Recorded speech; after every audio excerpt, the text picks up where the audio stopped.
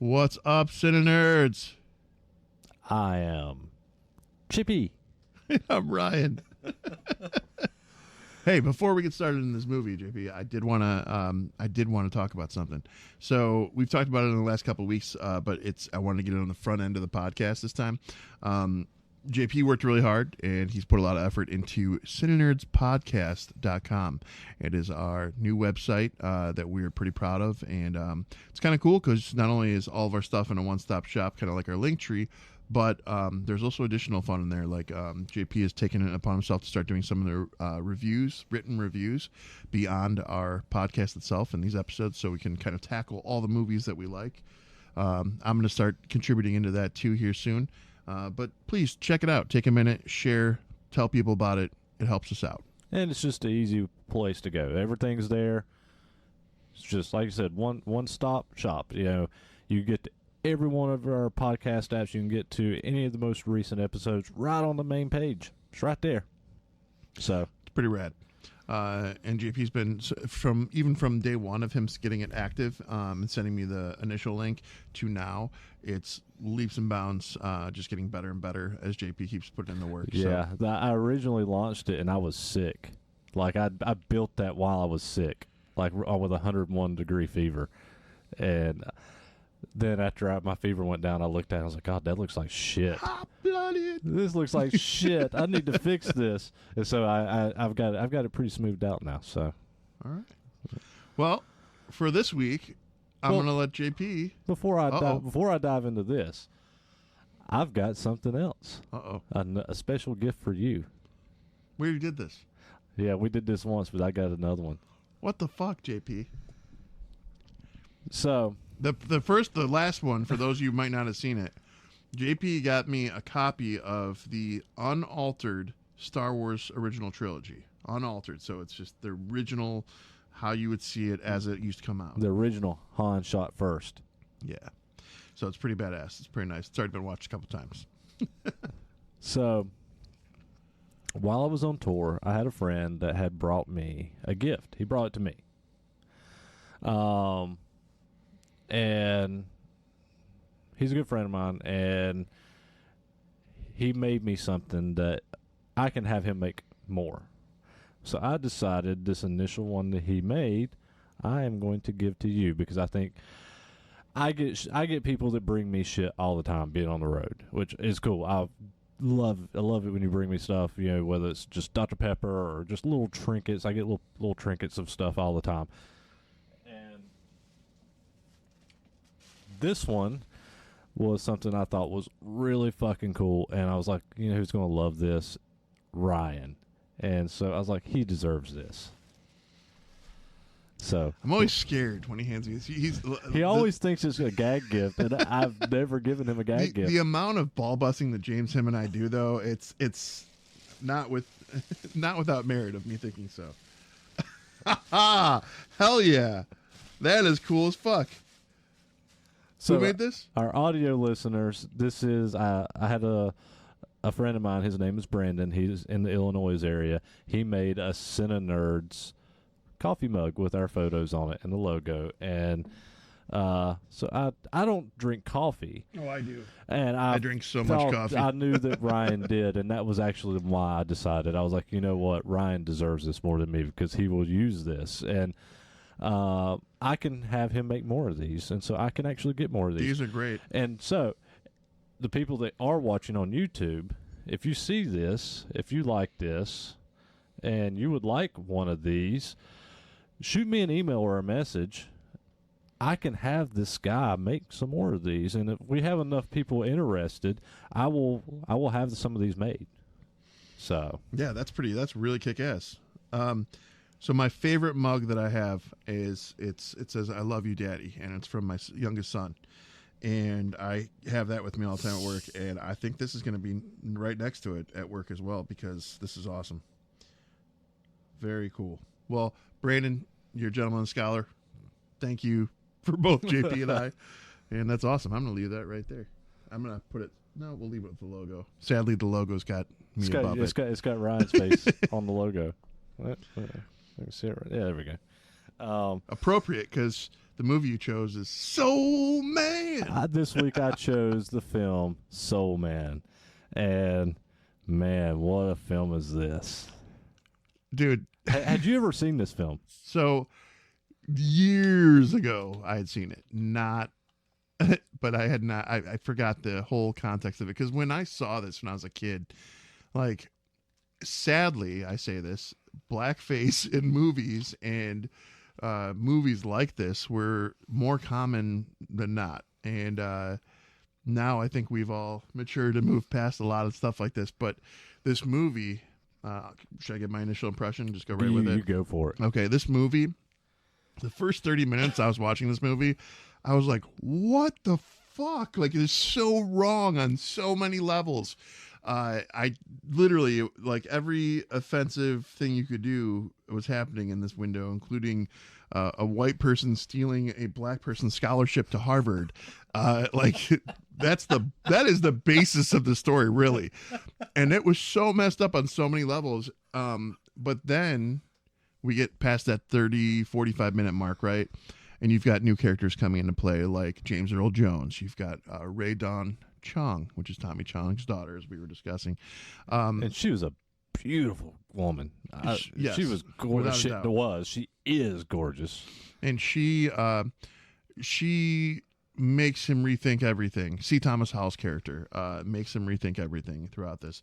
And James Earl Jones is an amazing professor in this, amazing actor in general. We all know that. But the lessons that kind of come out of it and the way it goes from there, I was beyond impressed. It ended up being pretty solid. Very funny movie. Who was the girl that was Liam Neeson's daughter? She looks familiar from some other movie, and I almost thought it was the girl from Starship Troopers, but I was wrong. You mean Leslie Nielsen? Leslie Nielsen. You said Liam Neeson. I was like, oh my God. I was like, sorry. Did we watch Taken? No. Sorry. Leslie Nielsen's daughter in this movie. Melora Hardin. I'm not sure who she is. Doesn't she look like that redhead from Starship Troopers? I can see where you're going with that, but no, it's definitely not her. But well, she was smoking hot in the movie. Anyways, all around, initially I was going in this and I was pretty put off. This girl played in Monk. I know she was a monk. Yeah. But initially I was put off, and the movie definitely boomeranged back into my heart. It was good, start to finish. Lessons learned, things happen. It was well done. So, I'm honestly like you. I had not seen this movie in decades, like probably early 90s. I was probably, I don't know, 10 or 12 when I saw it. That's probably the last time that I saw it. Mm-hmm. And it's funny because what had happened was at the last show of tour, Ryan looked at me. We didn't get a chance to talk a lot at that show, but we talked real quick for a minute in this little side stage area, and he said, what do you want to record? What do you want to film? When do you want to do this? And he's like, I kind of want to do the film Half-Baked. And I was like, okay, well, I don't know what I want to do yet.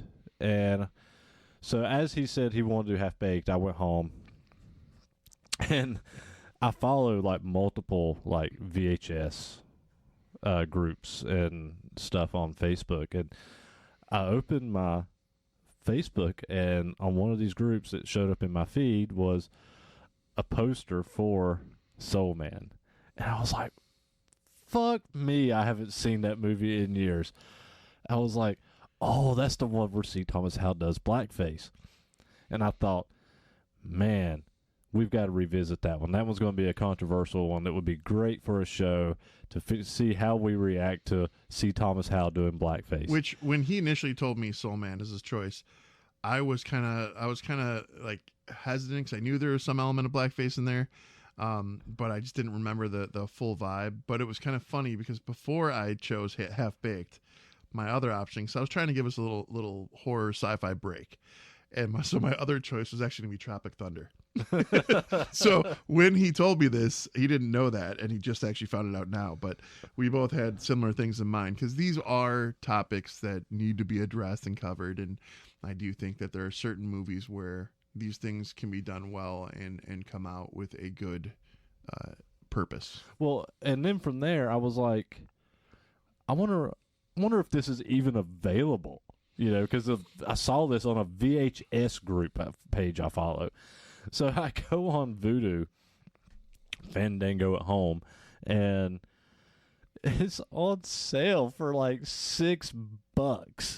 And I was like, yeah, I'm going to buy Soul Man for $6. And that's the movie we're going to cover because, yes, it's Soul Man. I do want to talk about digital movies for a second.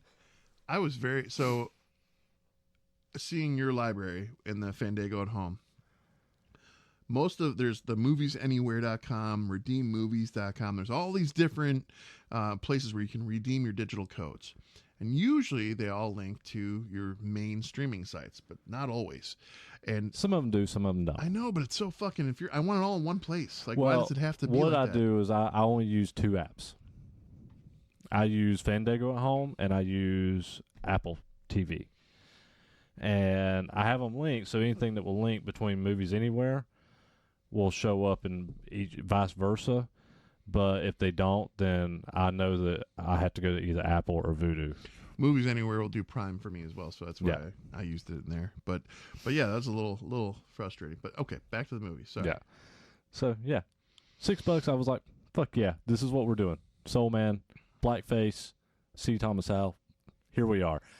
Now, one of the big things that I didn't realize until after I'd actually watched this film, and I was looking at the IMDb, Steve Miner directed this fucking film. He laughs and says that like I know who this is. You should know who this is. I probably do once he tells me who else he directed, but Steve Miner is, I'm going to tell you right now, Rick is screaming at you right now from the whole damn enchilada. That's okay.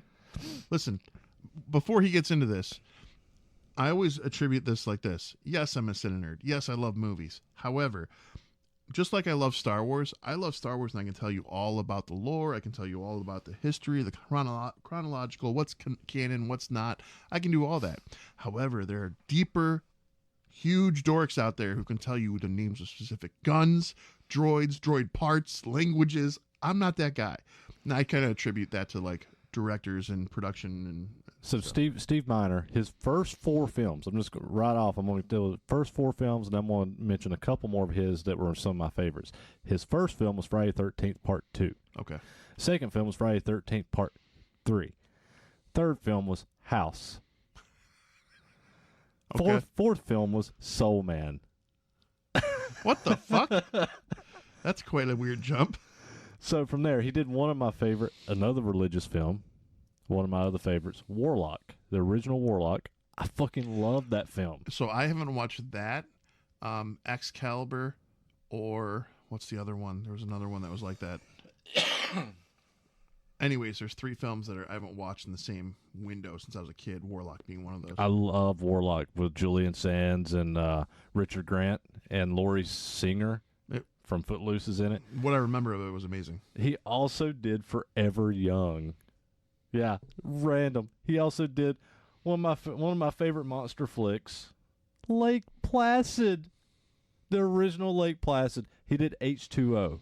This is the motherfucker that did Halloween H2O. Same guy did Soul Man. Yeah, who would have thought that this guy? I think that is on my list to do this year. I'm gonna go through all the Halloween movies and watch them in their timelines and I'm gonna watch everything. We can do an episode on that. That'd be cool. Whenever you're ready, you do it, and I'll follow suit because I've actually done that. I think my wife did it last year because I did it last year. So that's why I'm like I think I'm long overdue. I gotta get back on that one. I actually did it last year, and I actually do it every year, and I've started redoing it now with all the newer trilogy, but I know those films so well.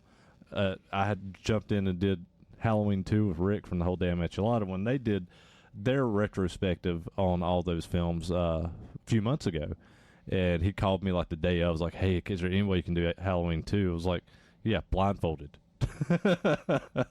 Fair. So, Soul Man. Let's just dive into it. We've rambled, even though it's still been for sure things about Soul Man. All right, let's get into the synopsis real quick. All good things must come to an end, and now the party is over for the carefree, pampered, and very white California kid Mark Watson. As a result, with his self-made millionaire father refusing to pay his tuition to attend a prestigious Harvard law school, Mark's only hope rests on a full scholarship intended for an African-American applicant and a bunch of tanning pills.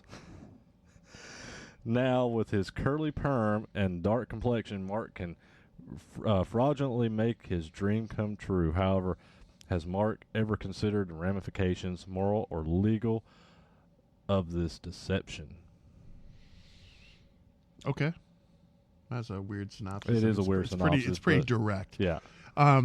The synopsis for me in a nutshell is spoiled, pampered kid. His daddy cuts him off because dad wants to spend money himself. Dad kind of freaks out when he gets admitted to Harvard, realizing how expensive it'll be. The big joke was that 3 years of Harvard law school was only $54,000. I was laughing so hard. It goes like, how am I going to pay $54,000 for 4 years of college or 5 years of however many 3 years of law school? And I was, when he said that, I was like, man, that's like 1 year of college in like most colleges now, you know. But yeah, so he freaks out, and he's like, he's got his friends are making fun of him because they find out that he's not financially able to. He goes to the therapist. The therapist who's is Alf's dad. I can't remember the actor's name, but he was Alf's dad on the show Alf. He goes to the therapist, and the therapist is actually basically putting all of his stresses off onto the dad and then Watson's character, saying, "You kids are all the same. You just get spoiled." And he's like going off. So Mark starts getting creative. He starts trying to figure out ways around it. If they find this scholarship, but it's African American scholarship. He also finds out the year before there were nobody received the grant, and so he's thinking that there's nobody that's qualified in the LA area, and that he could probably get it so it doesn't get wasted, isn't in his mind. So he goes in, he meets the board, shakes their hand, and that's the first time turns around and you see him. Now, the tanning pill thing that he mentioned in the synopsis is kind of funny because there's like this surfer dude kind of character who is a friend of. It's Arye Gross, which is the main guy that played in House 2. So this character, he said he's working for a company that he's testing suntan lotions, and he gives him all these pills that make his skin turn black, so people think he's black. But it gets really interesting from there. As soon as they go into Harvard, like right off the rip, there's a guy who's kind of helping him move into the new place. He's working for the landlord, and he's like, I don't think my boss knew that you had a black person moving in with you, and like it already starts right off the rip. And his boss is Leslie Nielsen, yeah, and he is this stereotypical white male, upper class, who does not take well to anyone who's not white, yet alone his daughter, who's the same age as Mark Watson, being near anyone who's not white. So of course his daughter instantly sees Mark and is like gooing, guying, if you will, and wants to be with him. She likes dating ethnic people through the film. Yeah. But I don't want to give the whole breakdown. Let's just get into the fun of it. So, yeah. He starts on his tanning pills and says that he took more than recommended. And, yeah, he the makeup effects for C. Thomas Howell as blackface, you know, it's funny because one minute you'll see, and it's like, man, the makeup department did a pretty good job. But then you look at it in the next scene, you're like, man, this is really bad. It's really bad. It's weird because it's almost like if you eat a cake that has too much blue and green icing on it, and the way it comes out, that's the color that they made. Like he would look sometimes in some of the scenes. It was rough. But I will go back to what I said in my initial take on this. The first 30 to 45 minutes in this are pretty rough as he's coming up and formulating this plan. You see the blackface. You see that he's taken this from a African American. This grant, these funds. He's got no concern about the ramifications of it whatsoever. And his first teacher that they see, though, is James Earl Jones. And this teacher, he wants to give no one any slack whatsoever. You basically have to earn your way. He doesn't care what color you are. He wants you. To him, especially black people, have to work harder because they have to be better. Yeah. So he's already teaching lessons to Mark. And it shows in the scene where C. Thomas Howell gets pulled over by the police and took to jail, and they take him to jail because they ask for his ID, and obviously he's white in his ID, and he's like, "Oh, well, I forgot my ID." And so you're going to arrest me because I don't have my ID, and they throw him in jail. So he ends up spending the night in jail instead of doing his assignment, and when he gets back to class, he tries to explain this to James Earl Jones, and he's just like, basically what you said. He's like, I expect more from you. Get it done. If you end up in jail again, here's my number. Call me. I'll bring you your assignment. You can work on it in jail. He, his roommate, who's his best buddy too, he fucks with him pretty hard. He tells him, what was it? It's basically an African American group that gets together to discuss their collegiate activities, and his roommate tells him that they're an activist group. So Mark Watson dresses up like a Black Panther and shows up to this group, and he's the only one, and everyone's staring at him. He's like, "Fuck." And so that was kind of comedic off the rip, because the biggest part of that is this I don't remember her character's name, but Rae Dawn is the actress. Sarah. Sarah is the one who he's trying to impress. He sees her first day while he's on campus, and he falls pretty hard for her right off the rip. He didn't care what color she was. He just saw her and he fell for her. More things start developing as this movie moves along, and he in turn found out that the grant that he received actually would have gone to her had they chose no one in L.A. It would have gone over to the San Bernardino state, yeah, and she would have been the candidate that probably would have received it and would have helped her. And the bigger kicker of that is she already has a son. She's got a son that she's trying to work multiple jobs and multiple things, take care of her son, do all these things, and he realizes that he's taking this from her and he cares about her significantly. So these things start becoming real problems. He realizes that there's consequences for his actions. And the big one, too, he's also walking a mile in someone else's shoes. Mm-hmm. As JP pointed out, he gets pulled over because he's being profiled. And after he gets pulled over being profiled, he goes into a jail cell with a whole team of redneck racist dudes that are all white. They beat the shit out of him. They beat the crap out of him. They end up getting evicted from their apartment.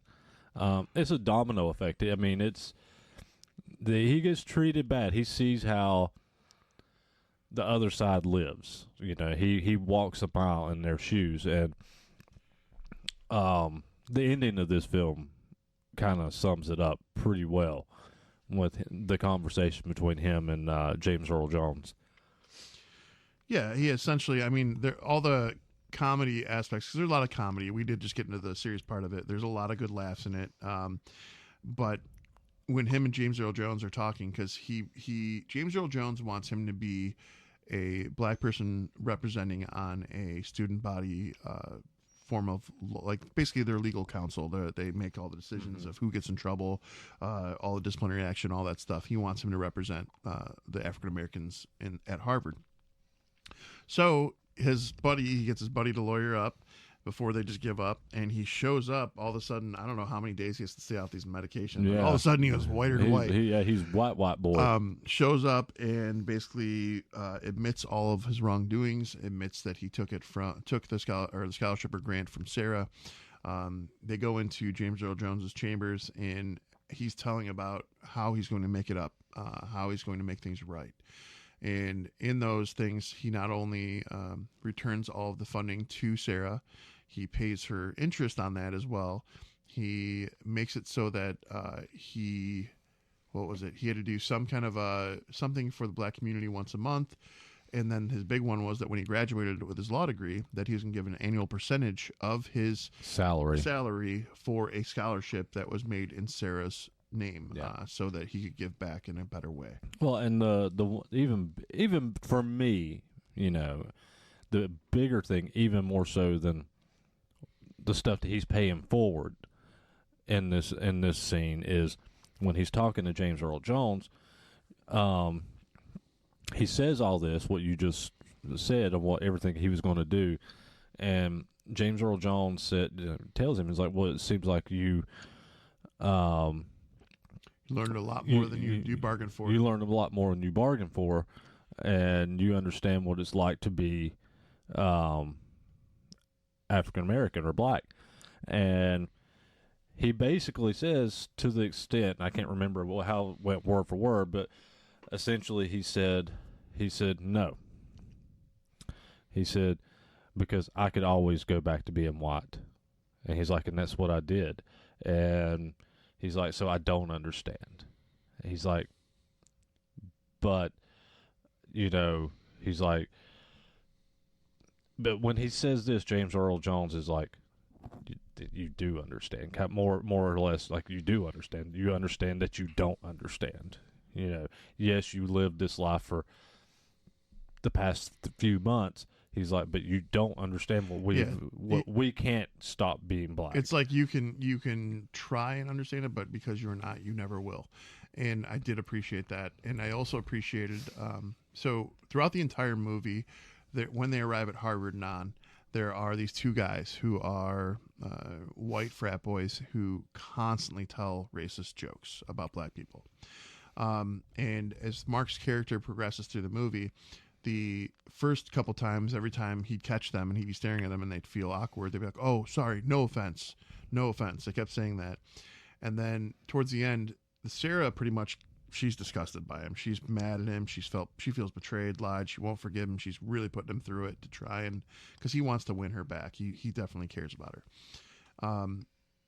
Her and her son are walking out of the cafeteria where he now has to work because he's trying to make that money back to be at the school. And these two guys are walking in and they make a very, very inappropriate joke about an African-American child. Mm-hmm. In front of her child. In front of her and her child. And there's no hesitation. He just decks them and knocks them out. And he goes, no offense, afterwards. And all of a sudden she was like, I'm okay with interracial, or what'd you say, interracial relationships? Yeah. Jungle Fever. I forgot about that movie too. Yeah. But it was kind of a good moment. It was a great moment. It was checking racism where it needs to be checked, holding yourself to a higher standard and being a better person. So there were good takeaways from this movie. When I went into the movie rewatching it, I definitely thought it was going to be negative. I did too. I'll be honest. I'll be real with you. I thought going into this, because I hadn't watched it since, like probably the early 90s, and going back, I was like, man, there's not going to be any redeeming qualities in this film. No. There's not going to be any. And then as I watched it, and by the time it got to the end, I was like, fuck me. There's actually some redeeming qualities in this. Even though C. Thomas Howell does blackface in this film, there's a lot of redeeming qualities in this film. And even though Spike Lee came out against this film, I did read a little article on this that Spike Lee came out against this film, but I think once it finally came out, one of the producers or somebody, because Spike Lee came out and was basically bashing Rae Dawn Chong, and one of the producers came out and basically bashed Spike, like, look, you don't need to come at her, and I think from kind of what I was reading, once the movie was out, and I think by the time he heard about the ending and how it actually played out and actually saw it, I think Spike Lee even had a little bit of a different opinion of this film once he actually saw. I think that if you had anybody but James Earl Jones play that professor, I don't think this movie would have been received as well, because he is such a powerful presence on screen. This movie, because I expected it to be a joke, I expected it to be like supposed to be a comedy. Whenever he was on camera or on screen, he was serious. He was powerful. Yeah. He was impressionable beyond words. He's just an amazing actor. So I don't think that there was Spike Lee can say whatever he wants, but I think that the things that came away from this movie were good. And yeah. Gist of it. I mean, there's a lot of risque racist things in this film, and like Ryan said, the first 30, 40 minutes of this film, you're like, holy fuck.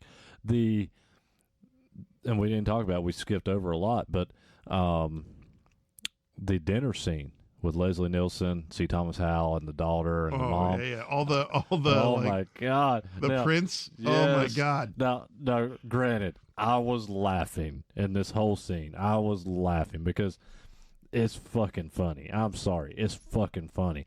But man, this is a scene that would never play out in today's world.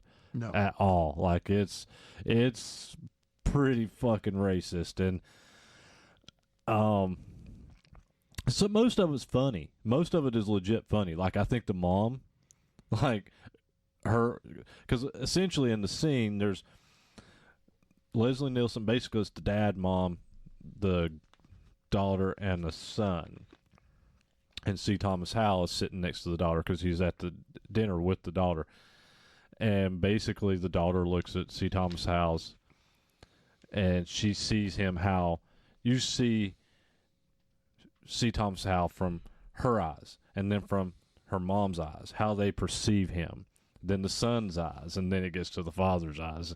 And some of them I think are legit really funny. Like, I think the mom's perspective is fucking hilarious because she's just oohing and ahhing. Same with the son. And the same with the son. The son looks at him, and then it goes to C. Thomas Howell dressed as Prince and playing guitar. But then it gets to the dad, and it's like, oh, yeah. You know, and it's basically like a pimp. Yeah. Hold on. Well, let's rewind here to another thing that threw me back. I don't know. There's one little line that was said. It was when he finally shows his best buddy what he's done to his skin and everything. He's trying to like justify it. He goes, "Come on, man! It's the Cosby decade." He does say that. I was like, that did not age well at all. That did not age well. So that was a little bit of a rough moment.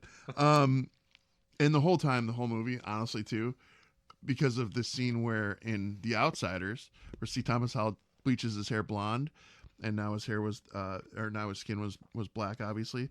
I just kept yelling, "Pony Boy!" every time I fucking saw him. It's he's always gonna be Pony Boy to me. Oh, I thought the same thing, Pony Boy. I always think of Pony Boy, and then I think of the volleyball movie Side Out. Did you ever see that one? I don't remember it. It stars him and the main guy from the original Children of the Corn. Maybe I do remember that. That sounds really familiar. Yeah. It was definitely an 80s movie. It was definitely an 80s, early 90s movie. A couple other little things of note, too. So one of our previous episodes we covered Half Baked with the legendary Tommy Chong in that as well. And I'm bringing him up for a reason, because Rae Dawn Chong is his daughter. And I also didn't know that, I don't know if it was during this film, before this film, after this film, but her and C. Thomas Howell were married. So that was interesting too. And another fun thing about Rae is that she discovered Chris Pratt. Really? I did not know that. I did not know that. So I was like, I guess he was a server at a restaurant. She sat down and he took care of her, and they started talking, and he was doing what he does. Cause I knew that he was a server at a restaurant and got discovered that way. I didn't realize it was her, yeah. So that's kind of cool, because I think Chris Pratt's pretty cool. Let's see, what else? There was a gym scene where one of the douchebag frat boys was in, and I didn't care for the dude, but it was kind of a cool little throwback to Cleveland, but it was a St. Ignatius shirt. And I was like, hey, look, Cleveland represent. All right. Oh, we haven't talked once about Julia Louis-Dreyfus being in this too. She was another unexpected, very young Louis-Dreyfus. From Seinfeld. Yep. And yeah, she don't have a big part, but a reoccurring part in this film. But she's a baby in this film. Yeah, she's very young. I hated her boyfriend. Her boyfriend was definitive tool. A lot of the white Harvard dudes in this were, though, and with the intent of delivering that message. Well, I mean, they got what they were going for. Yeah, and there was somebody else in here that. Yeah, I guess that was it. And the Alf's dad was Max Wright. Max Wright, that's right. Yeah. And he played the therapist that caused him to lose his money from his dad. In a weird twist of events, when I was looking at some of the stuff on IMDb, I was looking through it, and for some reason, she popped up in the bottom corner of the screen. Zoe Kravitz's daughter, or Zoe Kravitz, Lenny Kravitz's daughter, herself currently, where she's at right now, she looks like she could be Ray's daughter. Mm-hmm. They look so similar at this age and where they were. Like I could see that. Yeah, it was very odd, but I definitely was a fan of that. Yeah, because Rae is a gorgeous woman. I don't know who her mom is, but I don't know either. All I know is because I looked up where the Chong comes from, and it's Tommy Chong's father was Chinese. I didn't know that. Yeah, I did not know about anything with the female though. Her name, because they had the names linked in IMDb, but it only had a name for a profile for Tommy, not the mom. I just saw her name. So I'm opening it now. Just so one other fun thing is the little boy, her son in the movie. His name was George, I believe. Was it George? Sound drop. He was playing and doing the voice for Grimlock. He was playing the Transformer in the 80s. I did, yeah. He had Grimlock. Yeah. He's Grimlock. Oh, he's doing it. I love Grimlock. Yeah, whenever he was doing that scene, I was like, he's got a Grimlock. OG Gen 1 Grimlock toy. I'm a nerd. I know. Sorry. Her mom is Maxine Sneed, but I have no idea who that is. Yeah, I didn't recognize the name either. Yeah. It don't have a link to her or anything, so yeah. I do think that they should have. I do like Ray's name, but the Rae Dawn Chong. that's a rough one, but okay. Yeah. I mean, Rae Dawn Chong. Rae Dawn Chong. Now we can't. Yeah, we can't. So we can't. You can't even say that without it sounding racist. That's what I'm saying. That wasn't even deliberate. It just rolls off the tongue that way. Oh, man. I'm going to hell now. All right. I may have let him there. It's all right. He set me up on that one. Box office. I did not get this one either. I've got it up.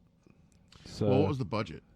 The budget for this was $4.5 million. All right, and that's 86, so okay. Yeah, so that's probably equivalent to what, 11 or 12 million today, maybe a little more. I was gonna say, so box office. Let me guess, 12 mil. Oh, it's way more than that. Really? Yeah, I was surprised at how much this movie actually made. All right, let's go 73 mil. I didn't go that high. Okay. This movie. You said way, and you pointed out. It was way higher than what you guessed. On a $4.5 million budget, it made $35 million. Okay. So I hope a lot of people learned some lessons then. So in '86, $35 million. That's a lot of money. That's not bad. That's a lot of money in '86. I'm surprised there wasn't a Soul Man 2.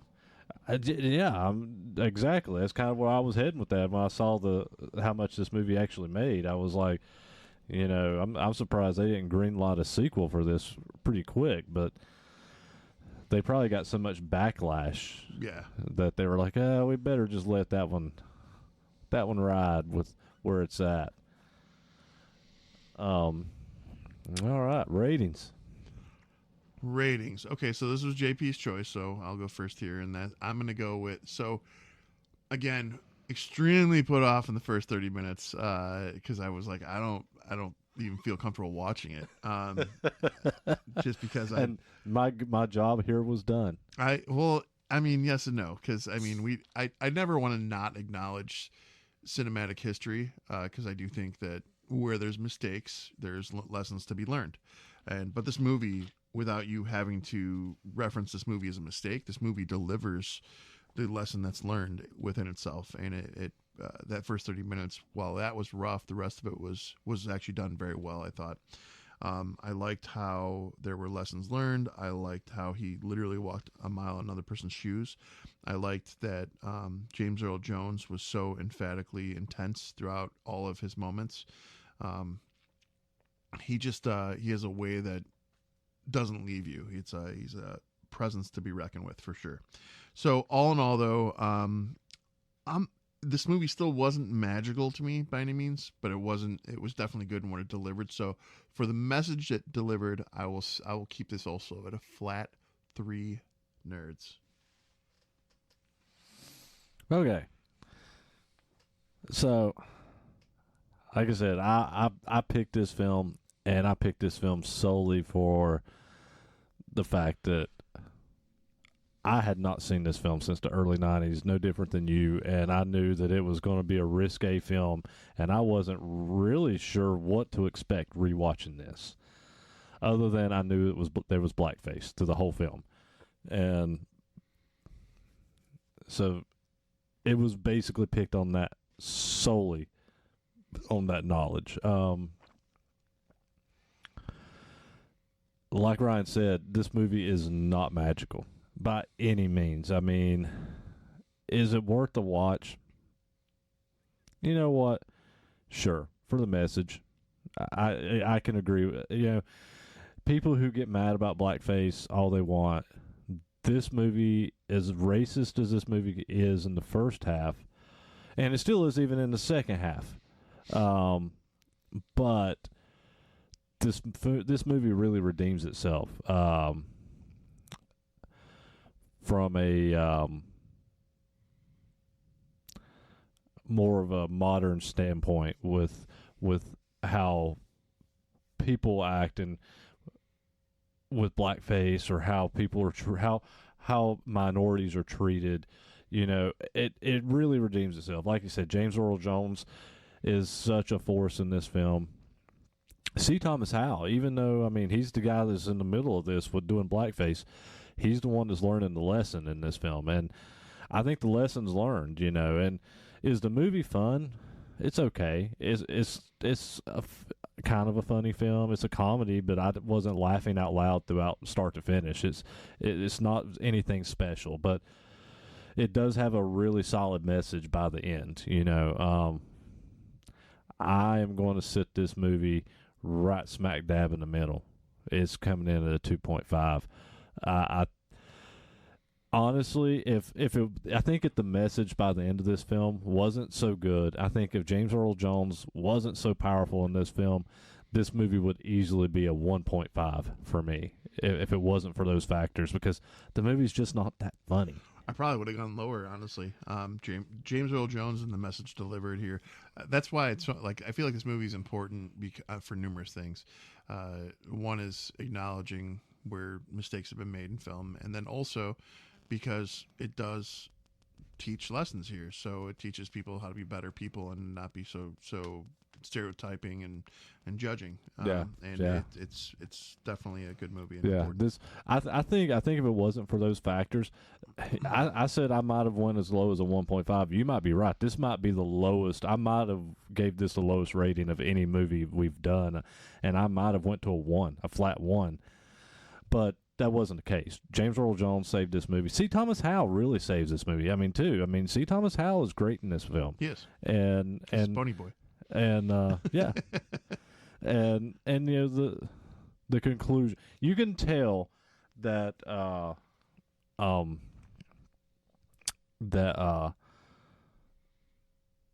Steve Miner is a good director.